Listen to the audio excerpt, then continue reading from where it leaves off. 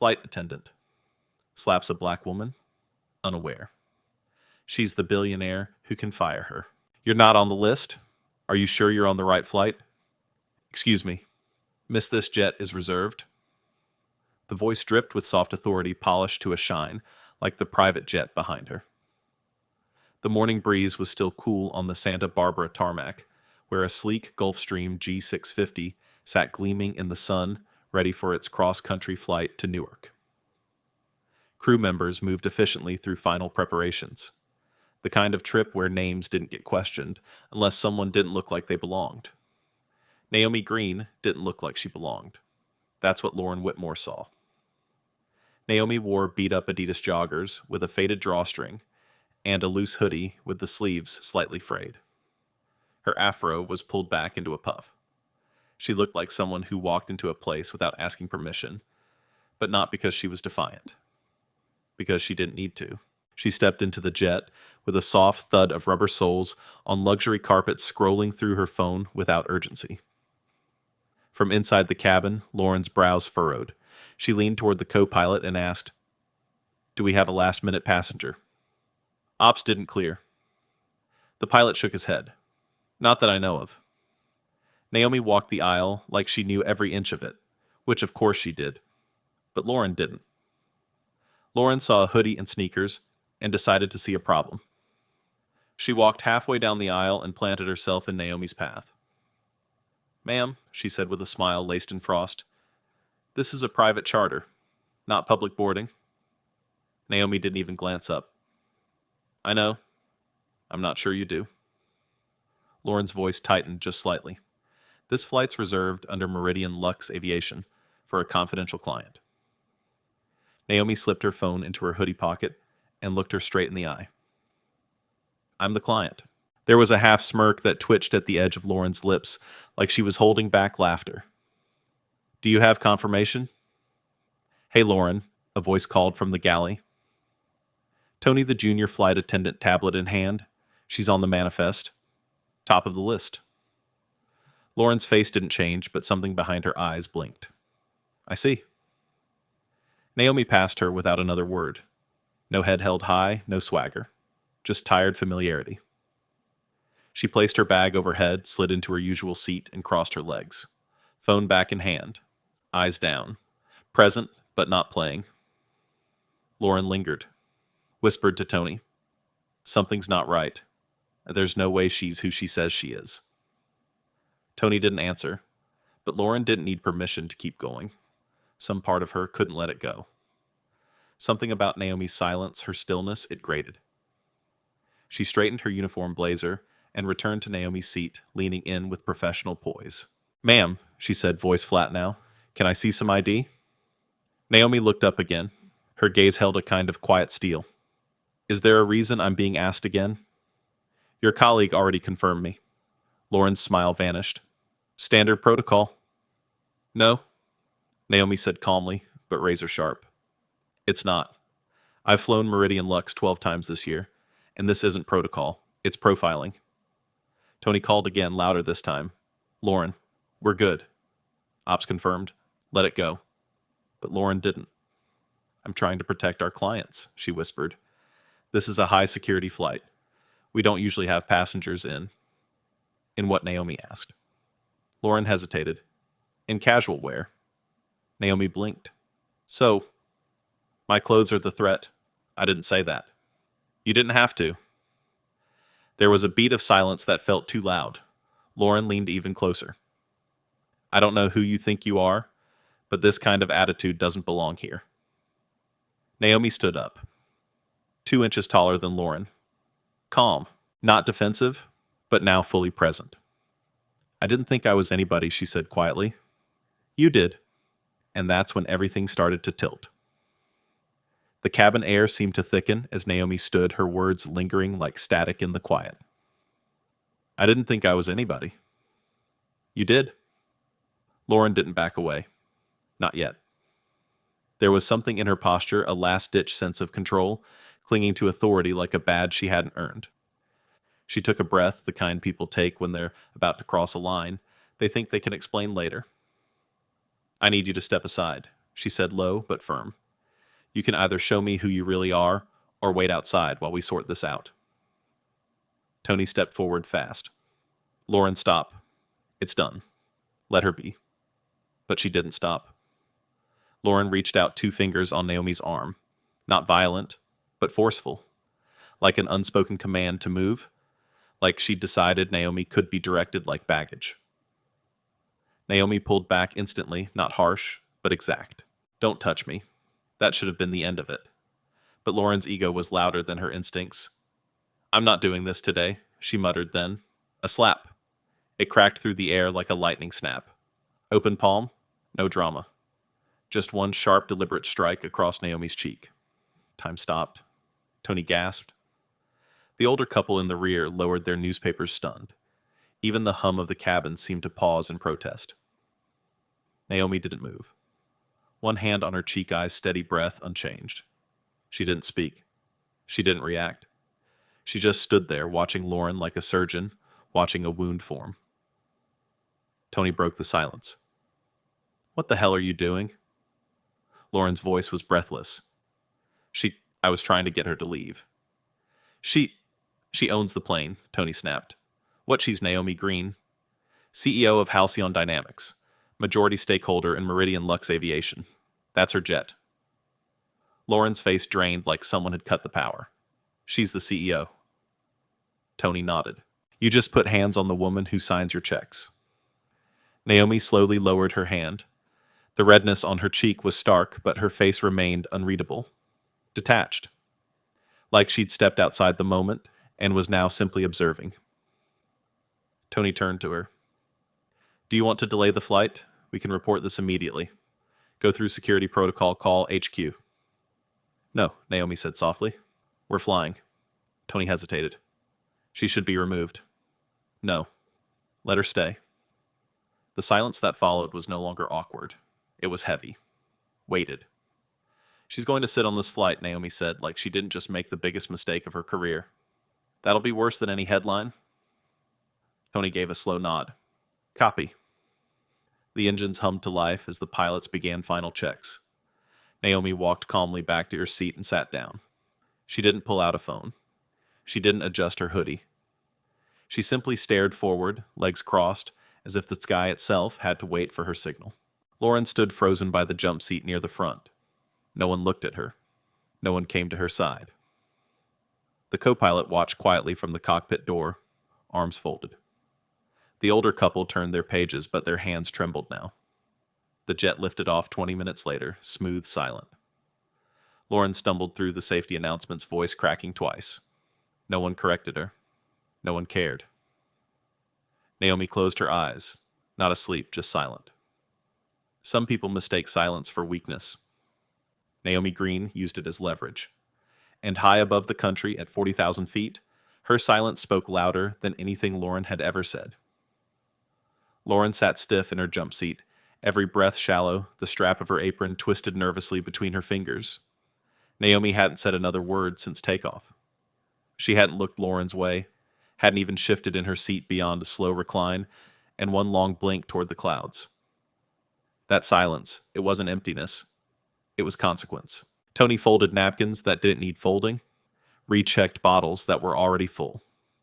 He avoided eye contact with Lauren completely. In the back, the older couple whispered to each other, casting uncertain glances forward, unsure if what they'd witnessed was part of some strange dream or a documentary they weren't supposed to be in. Naomi reached into her bag and pulled out a leather-bound notebook. She flipped it open carefully, like it held something living. A black pen in her fingers, she wrote one short line. Then she closed the book and let it rest on her lap. She didn't look out the window or at anyone around her. She was present, but focused inward, like her mind was rewriting things in real time. Lauren couldn't take it anymore. She stood abruptly and walked the aisle with a practiced composure that fooled no one. Would you like anything to drink? She asked, the words too bright, too desperate. Naomi's eyes rose slowly. There was no anger there, no fire. No, just a long pause. A silence that studied Lauren like she was a case file. Do you think I want something from your hands? Lauren flinched. I I just thought I should offer. You thought you could slap me, Naomi said quietly, then bring me sparkling water and think we're square. The question hung between them like a weight. Lauren's voice shrank. I didn't mean to. You did exactly what you meant to do, Naomi replied. The problem is you thought I couldn't respond. Silence again. Heavier now. More honest.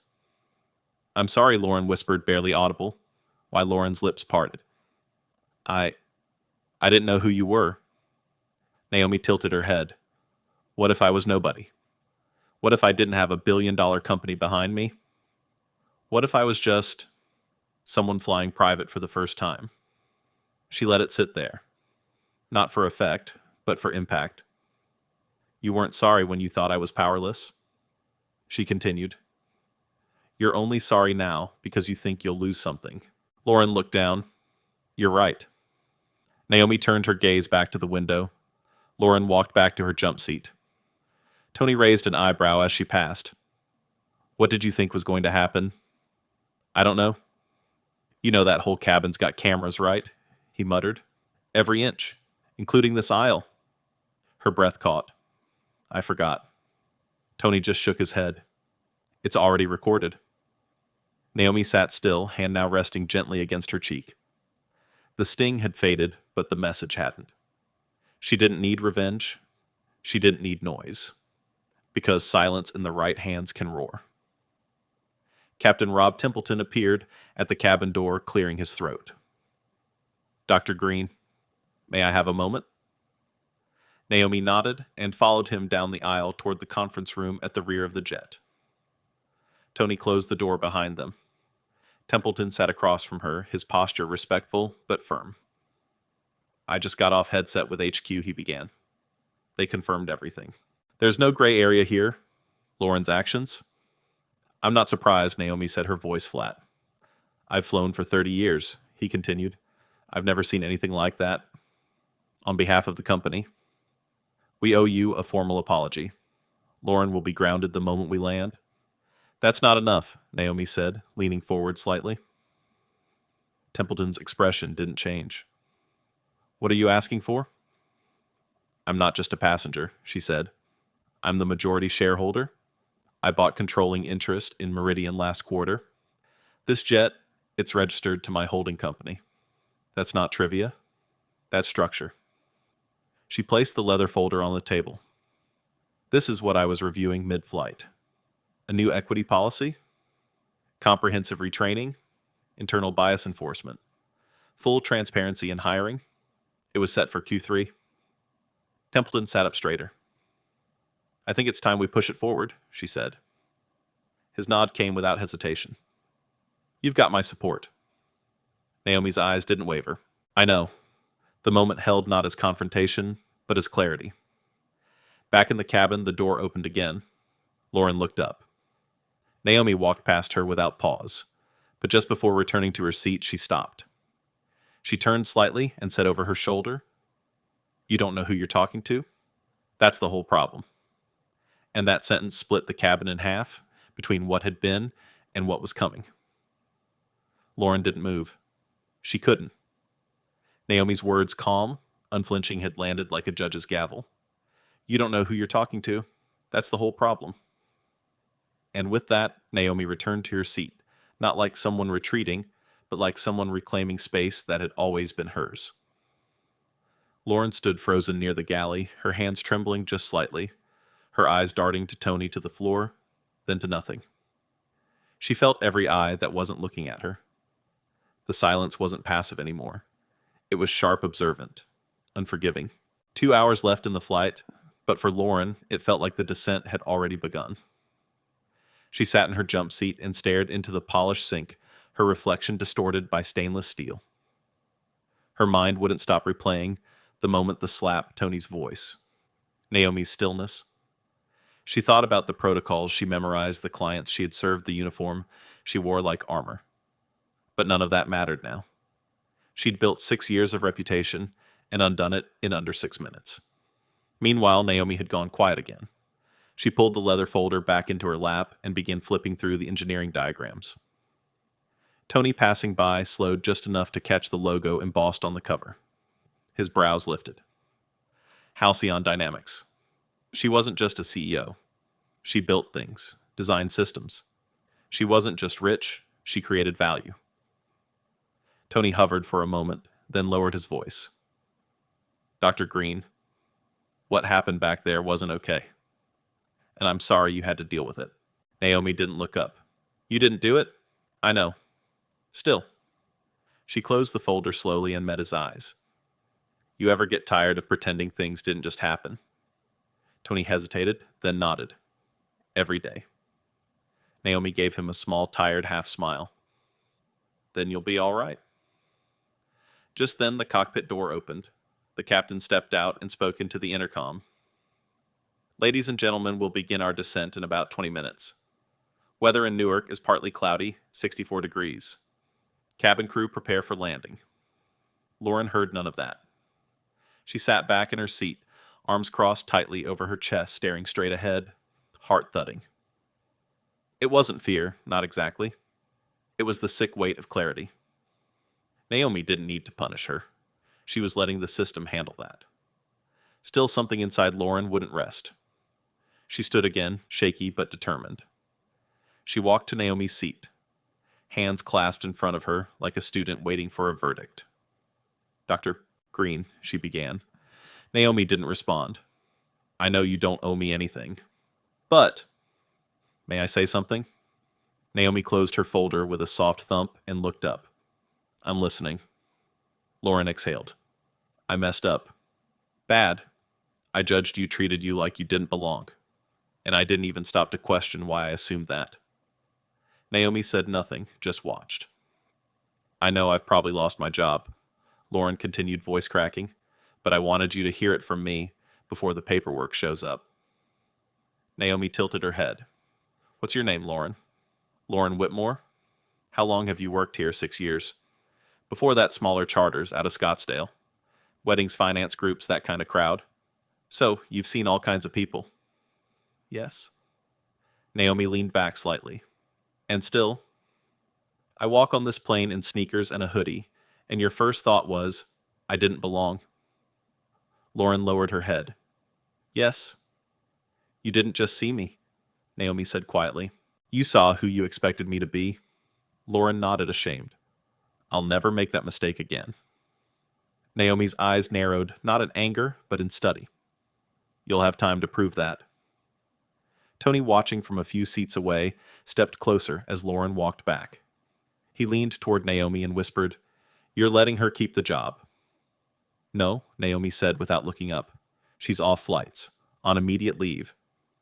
But if she completes the full retraining program, owns her mistake publicly, and earns her way back through actions, not words. Tony nodded slowly. That's fair. It's not about fairness, Naomi replied. It's about accountability. The seatbelt sign chimed. Flight attendants moved through final checks, but no one moved like before. Every action had weight. As the jet descended through a band of soft clouds, Naomi looked out the window, her reflection staring back. Some people get their lesson in silence, others in front of a camera. But the ones who grow, they listen either way. The clouds parted below as the jet broke through its final descent, revealing the skyline of Newark wrapped in late afternoon haze. Naomi sat motionless, her cheek now a faint pink where Lauren's slap had landed, her eyes steady on the horizon. She wasn't seeking closure, she was calculating transformation. The flight was ending, but the reckoning was just beginning. Lauren remained strapped in her jump seat hands, resting stiffly in her lap, staring straight ahead with the haunted stillness of someone caught between guilt and realization. She didn't cry. She couldn't. There was no room left for tears, only reflection. The woman she had misjudged was not only her boss, but a systems builder, a policy architect, someone who could erase or restore a career with a single decision.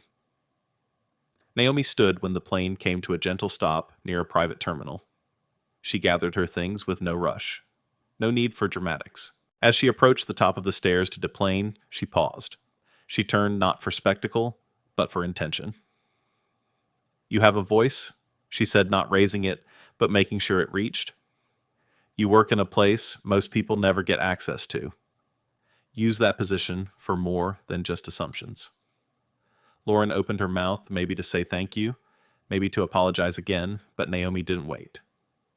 She stepped off the jet and into the waiting black SUV without looking back. The door closed softly, the engine started, and just like that, she was gone. Tony stood next to Lauren by the galley, arms crossed. You okay? I don't know. He gave a long look. It's not about being okay. It's about what you do now. Lauren bit her lip. Do you think I can fix this? Tony didn't answer right away. Depends. You trying to save your job or change who you are? That silence hit harder than Naomi's words. Across the Hudson, in the glass-clad boardroom of Meridian Lux headquarters in Parsippany, New Jersey, Naomi walked through the doors with the same unhurried calm she had when she boarded the flight. 6 executives were already seated shuffling papers nervously. They'd seen the report. Some had already watched the security footage. Naomi dropped her folder onto the center of the table. Effective immediately, she said, Lauren Whitmore is off active duty. She'll be entered into the mandatory realignment program. One executive cleared his throat. There could be PR fallout. If we spin this as a misunderstanding. No spin, Naomi said. No press release, no cover-up. What happened is what happened. Another exec shifted. Should we prepare a media response? Naomi sat at the head of the table. No, we prepare new leadership standards. The room went silent. I don't care how uncomfortable it makes people, she continued. We don't change culture by hiding mistakes. We change it by holding up a mirror and saying, that's who we were, and here's who we're becoming. One assistant at the end of the table scribbled the words down with wide eyes. Outside the boardroom window, the Gulf Stream still sat at the far edge of the runway, framed by the company's logo, now updated to include Naomi's full name underneath. Not honorary, structural. The slap was never the real story. The silence after it was, and who chose to break it. 2 weeks later, in a quiet training room in Jersey City, Lauren sat alone. No uniform, no lipstick, just jeans, a sweater, and a half-filled notebook. The screen in front of her played a training video on implicit bias. Real people, real stories. A passenger describing being treated like luggage. A pilot recounting how security questioned him at his own hangar. A little girl asking her mother why people looked scared when she sat next to them. Then the screen went dark, and a new face appeared, Naomi. No title card. No dramatic music. Just her direct to camera. If you're watching this, she said, calm and measured, it means you work for a company I now lead. And that means we hold each other to a higher standard. Lauren sat up straighter. It's not about perfection, Naomi continued. It's about accountability. It's about asking yourself one hard question every day. Did I treat someone better today because I finally saw them for who they are, not who I assumed they were? The screen faded. The room went silent. Lauren closed her notebook, not because she was lost, but because for the first time in years, she was beginning to face the right direction. Lauren didn't move as the screen faded to black. The training room felt colder now, not because the temperature had changed, but because something inside her had. She stared at the final still frame. Naomi's face, quiet yet unflinching, burned into the projector's afterglow. It wasn't just a corporate video, it was a mirror. And for the first time, Lauren didn't look away. She glanced down at her notebook, the words she'd scribbled earlier, suddenly looking smaller, more hesitant. She'd written things like bias awareness, assumption triggers, apology versus accountability. But the line she underlined twice read, "Am I who I say I am when no one's watching?" The door to the training room creaked open. A facilitator peeked in. You okay in here? Lauren nodded slowly. Yeah, just thinking. Reflection's good, the woman said. That's where change begins. Then she quietly closed the door. Across the country in Sacramento, another flight prepared for takeoff. A different jet, another polished cabin. A young black woman boarded, wearing a hoodie and sneakers, her carry-on strapped with a patch that read, Dr. Spencer, Biochem. The flight attendant, an older white woman, smiled as she greeted her. Welcome aboard, Dr. Spencer. Would you prefer still or sparkling? No tension. No second guessing. Just respect. It was subtle. Quiet, but real. The kind of shift Naomi had envisioned when she walked out of that jet in Newark without saying goodbye, because the real goodbye was to a culture of unchecked assumptions. And the hello was to a future she was building from the ground up. Back at Meridian's headquarters, Naomi sat in her office alone. Her desk was clutter-free, except for the same leather folder from the flight and a small glass sculpture of a spiral staircase. A gift from her mentor years ago, symbolizing that progress isn't linear, but upward through struggle. She turned it slowly in her hand, thinking. Not about Lauren. Not anymore. But about all the Laurens out there who hadn't been caught on camera. The ones still policing what success should look like, rather than what it was. She opened her laptop and began drafting an internal letter to the company. Not a reprimand. Not even a declaration. Just a promise. No more silence. Not where it matters. Meanwhile, Lauren left the training room and stepped into the cool Jersey air. She didn't know what came next. HR had made it clear her return to active flight duty wasn't guaranteed. She was on probation pending completion of the full realignment program and peer assessments, but for once she didn't see the next step as punishment. She saw it as a beginning. The days that followed weren't easy. Some coworkers avoided her. Others offered awkward smiles, unsure of where she stood now. But Lauren didn't hide. She showed up every meeting, every session, every conversation. She started listening more, asking different questions. She began mentoring new hires, not about safety protocols, but about cultural awareness, about how the people they served deserved more than just politeness, they deserved presence. And when she caught herself judging even silently, she'd repeat Naomi's words like a mantra. You didn't just see me. You saw who you expected me to be. One afternoon, Tony called her. You free for coffee? She met him near the Hudson at a tiny shop with foggy windows and strong espresso. He studied her over his mug. You seem different. I feel different. He nodded slowly. You know Naomi didn't have to give you a path back, right? I know Lauren said, her voice softer now. She gave me a mirror. What I do with it is up to me. Tony smiled. Then maybe you've already started? Far above them, another Gulf Stream took off, cutting through the clouds like a whisper turned forward motion. And somewhere inside that plane, someone walked in quietly, wearing whatever they wanted, sitting wherever they belonged. Because real power doesn't announce itself. It just arrives. And it never asks for permission. The plane climbed steadily into the sky, slicing through layers of cloud with a grace earned by design and discipline. Inside the cabin hummed with quiet luxury. No announcement, no applause, just forward motion. And in that motion, a truth persisted: real power doesn't ask for space. It simply occupies it. Lauren watched that same jet from the ground, a speck against the sky, now her coffee untouched. The image lingered longer than she expected. She thought about all the times she'd stood in cabins just like that, assigning worth with her eyes, before a word was ever spoken. And she thought about the woman she had tried to remove, calm, clear, and unmovable. Later that week, back in Jersey City, Lauren sat through the final session of her realignment program. A small group of employees gathered in a circle, each of them holding different experiences, but connected by the same mandate to unlearn. The facilitator, a calm, middle-aged man with soft eyes, turned to Lauren.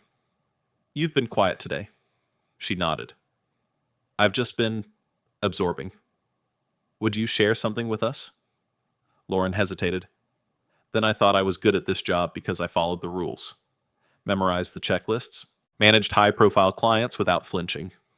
But I realized none of that means anything if I can't see people for who they are before I decide how to treat them. Someone across the circle nodded slowly. I didn't just make a mistake, Lauren continued. I became a mirror for a whole system. a system that tells us who's worthy of access, of trust, of belief, based on how they dress, speak, look. The room was quiet but not heavy. It was listening. And when Dr. Green looked at me and said, "You didn't see me? You saw who you expected me to be," it wrecked me. Because she was right. I didn't see her success. I didn't even see her humanity. I saw my assumption, and I acted on it. The facilitator waited a beat. "And now I see differently," Lauren said, "because now I know where I used to stand." Back at Halcyon Dynamics HQ, Naomi prepared for a summit with other aviation leaders, diversity boards, policy advisors, and aerospace engineers. The slap wasn't just an isolated incident anymore. It had become a case study how culture shifts through confrontation, how policy follows lived experience. She reviewed the final draft of her new initiative, Project Landing Zone, a program aimed at removing bias from the highest levels of private aviation, complete with blind recruitment protocols, cultural immersion training, and cross-tier mentorships. Tony had been invited to serve as a panel consultant. So had Clara, the Latina crew chief from Houston, who had once spoken up about microaggressions and been ignored. Not anymore. As Naomi walked the halls of her company, people didn't rise because she passed by. They rose because something in the company itself had risen. The air was different now. Lauren, meanwhile, sat at home late one evening writing a letter. It wasn't required. It wasn't performative. It was for Naomi. She wrote Dr. Green, "You gave me something no punishment could, the opportunity to confront who I was and the courage to imagine who I could be. I used to believe silence meant professionalism. Now I understand silence can be compliance. Thank you for breaking it so I could break through it. Lauren Whitmore." She folded the letter, sealed it, and placed it in her desk drawer. Whether she sent it didn't matter. Writing it was the beginning, and beginnings matter more than apologies, especially the ones you make to yourself. Lauren sat in the dim light of her apartment, the letter to Naomi tucked into the drawer beside her, not out of fear, but closure. She didn't need to send it to know she meant it. For once, her growth wasn't about being seen. It was about seeing clearly. Weeks passed. Spring arrived quietly in New Jersey, softening the city's harsh edges. Lauren returned to work, not to the skies just yet, but to a role in training and development. She wasn't uniformed. She wasn't leading safety drills. She was sitting across from new hires, helping them see what she hadn't seen soon enough. In one session, a young trainee asked, "How do you know when someone belongs?" Lauren paused, then smiled. "You don't. That's the point. You treat everyone like they do until they give you a reason not to. And clothing accent or skin, that's never a reason." Her voice didn't shake. It didn't need to be loud to be true. Back at Halcyon Dynamics, Project Landing Zone rolled out in full. Private aviation crews across the country began mandatory cultural fluency. Workshops. Interviews changed.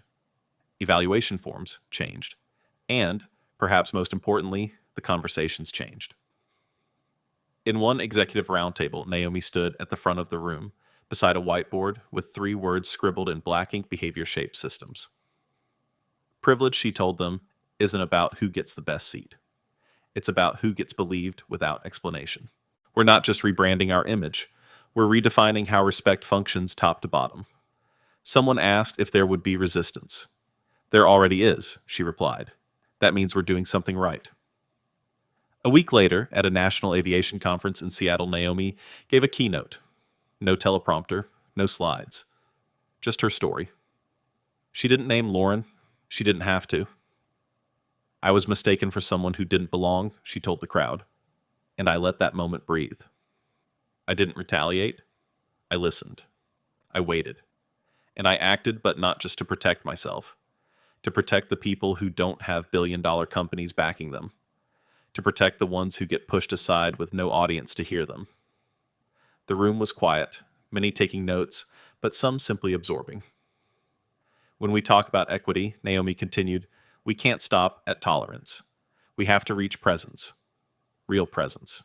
That means being aware enough to question the first thought that comes into your head, and brave enough to replace it with a better one. Applause followed, not roaring, but resonant. The kind of applause that lingers. Back in Jersey, Lauren stood at the window of the training center, watching a group of new flight attendants board their first simulation flight. One of them, a black woman in a gray hoodie hair, in long twists, turned to smile at her. Not out of recognition, but comfort. Lauren smiled back. It wasn't redemption. It was return. Not to who she had been, but to who she was trying to become. Later that month, Naomi received an unmarked envelope in her office mail. No return address. Just her name.